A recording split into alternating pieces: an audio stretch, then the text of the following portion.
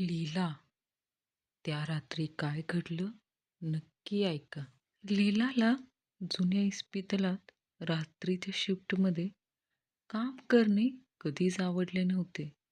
तिला नेहमी काळोखी आणि शांत कॉरिडॉरमधून चालताना अस्वस्थ वाटायचे. विशेषतः जो कॉरिडॉर वर्षानुवर्ष बंद असलेल्या विंगला जोडायचा. त्या कॉरिडॉरकडे ती फिरकायची पण नाही. बऱ्याच वर्षापूर्वी त्या विंगला आग लागली होती आणि त्यामध्ये अनेक रुग्ण आणि कर्मचारी सदस्यांचा मृत्यू झाला होता. तेव्हापासून ती विंग बंद होती. अशा अफवा पसरल्या होत्या की विंगला पीडितांच्या अस्वस्थ आत्म्यांनी पछाडलं आहे आणि विचित्र आवाज आणि दृश्य काही लोकांनी ऐकल्याचे आणि पाहिल्याचे एकवट होतं. लीलाचा भूतांवर तसा विश्वास नव्हता, पण तरीही तिने शक्य तितके त्या विंगकडे जाणे टाळले होते. तिने तिच्या सहकाऱ्यांकडून त्या विंगबद्दल अनेक भयानक कथा ऐकल्या होत्या. एका रात्री मात्र तिला विंगेत जाण्याशिवाय पर्याय नव्हता. श्वास घेण्यात त्रास होत असलेल्या रुग्णासाठी ती एक अतिरिक्त ऑक्सिजन टाकी शोधत होती. वेळ रात्रीची होती आणि लवकरात लवकर ऑक्सिजनची टाकी पाहिजे होती. ती विंग तिची स्टोरेज रूम अशी एकच जागा होती, जिथे एवढ्या लवकर तिला ऑक्सिजनची टाकी मिळू शकत होती. तिने इतर सहकाऱ्यांना विचारले, पण सगळ्यांनी तिथे काही मिळण्याची शक्यता नाही असे सांगितले. तसेच तिथं जाणं धोक्याचं पण आहे असे सांगितले. पण काही करून लीलाला त्या रुग्णाचा प्राण वाचवायचे होते. तिने एक टॉर्च घेतली आणि विंगच्या दिशेने निघाली. विंगमधल्या स्टोरेज रूममधून ती टाकी घेऊन शक्य तितक्या लवकर तिथून बाहेर पडायचे असा तिचा हेतू होता. आता ती विंगच्या बंद दरवाजासमोर उभी होती. तिला प्रचंड भीती वाटत होती, पण त्या रुग्णाच्या जीवन मरणाचा प्रश्न होता. तिने धीर करून दरवाजा उघडला आणि तिच्या चेहऱ्यावर थंड हवेची झळक धडकली. तिचे हात भीतीने थरथर कापत होते. तिने टॉर्च चालू करून अंधाऱ्या हॉलवेला प्रकाशात गेले.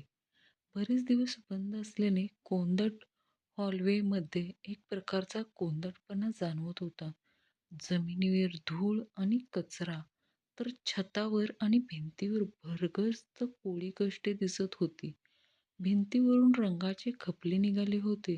तिला लाल अक्षरात प्रवेश करू नका अशी सूचना देखील दिसली. तिने त्या गोष्टीकडे दुर्लक्ष केले आणि दालनातून खाली चालत स्टोरेज रूमचा ती शोध घेऊ लागली. ती अनेक बंद दरवाजांसमोरून गेली. काहींवर रेड टेप किंवा पॅडलॉक होते. त्या दरवाजाच्या मागे काय भयावह गोष्टी दडल्या असतील याची कल्पना करून तिची भीती वाढत होती आणि त्यामुळे ते उघडण्याची हिंमत होत नव्हती. शेवटी ती हॉलच्या शेवटी असलेल्या स्टोरेज रूमपर्यंत पोहोचली. हिंमत होत नसली तरीही धीर एकवटून तिने तो दरवाजा उघडला.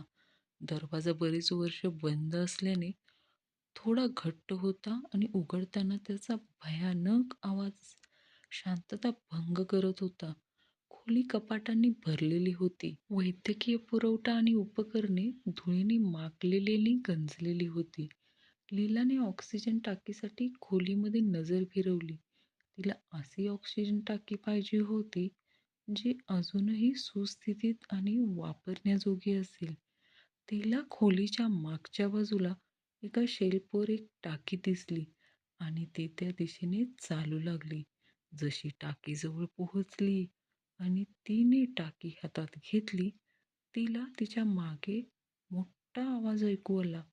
तिने मागे वळून पाहिले तर दरवाजा आपसुकच बंद झाला होता. ती धावत जाऊन दरवाजा उघडण्याचा प्रयत्न करू लागली, पण तो दरवाजा उघडत नव्हता. ती भयानक घाबरली होती आणि मदतीसाठी आरडाओरडा करत होती. दरवाजा वाजवत होती, पण कोणीही उत्तर देत नव्हतं. तिला जाणवले, की हॉस्पिटलच्या ह्या एकाएकी भागात तिला कोणीही ऐकू शकत नव्हतं. ती अडकली होती. तिला भीती आणि हताशपणा जाणवला. तिला प्रचंड भीती आणि हताशपणा जाणवत होता. तिने आजूबाजूला बाहेर पडण्याचा दुसरा मार्ग पाहिला. तिला समोरच्या भिंतीवर एक खिडकी दिसली, पण ती पोहोचण्यासाठी खूप उंच होती. तिने हे देखील पाहिले, छतावर एक वेंट आहे, परंतु तिच्यासाठी ते आत जाण्यासाठी खूपच लहान होतं. तिच्या डोळ्यातून अश्रू वाहत असल्याचे तिला जाणवले. ती या संकटातून कधी एकदा बाहेर पडते असे तिला झाले होते. ती तिथे कायमची अडकली गेली की काय? कोणी तिला शोधून काढू शकेल का? असे प्रश्न तिला पडू लागले. तिला तिच्या पाठीमागून कसला तरी आवाज आला आणि ती पाहण्यासाठी मागे वळली. तिला सावलीत काहीतरी हलताना दिसले. काहीतरी गडद आणि विचित्र. काहीतरी मानवी आकृतीसारखे दिसणारे, पण माणूस नाही असे काहीतरी. ते जे काही होते ते तिच्या दिशेने झेपावले आणि ती किंचाळली. जशी ती गडद आकृती तिच्याकडे झेपावत होती, लीलाचे हृदय भीतीने धडधडत होते. ती मागे सरकताना थोडी अडखळली.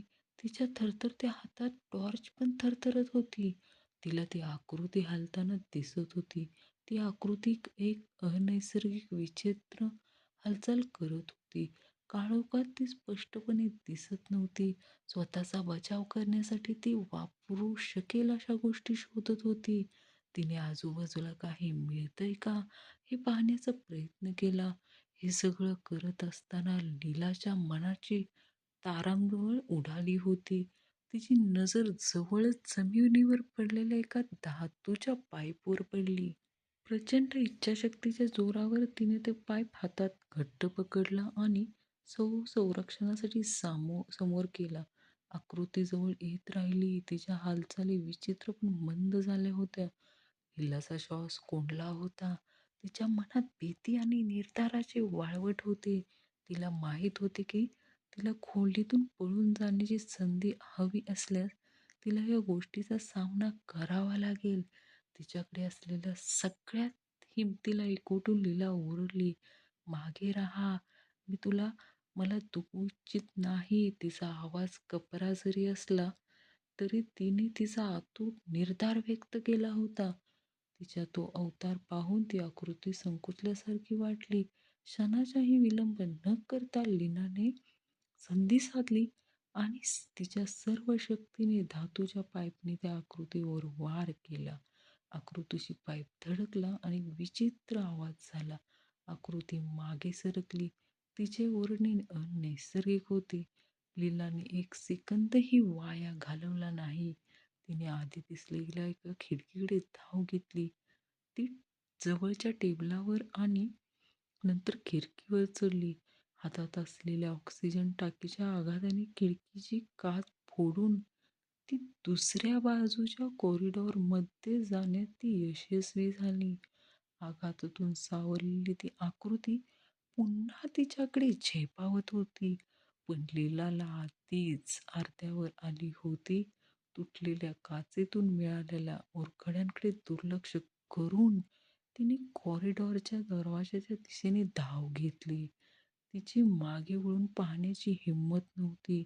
जीवाच्या आकांताने ती पळत राहिली आणि त्या विंगमधून बाहेर पडली. ऑक्सिजन टाकी घट्ट पकडून ती हॉस्पिटलमध्ये गेली.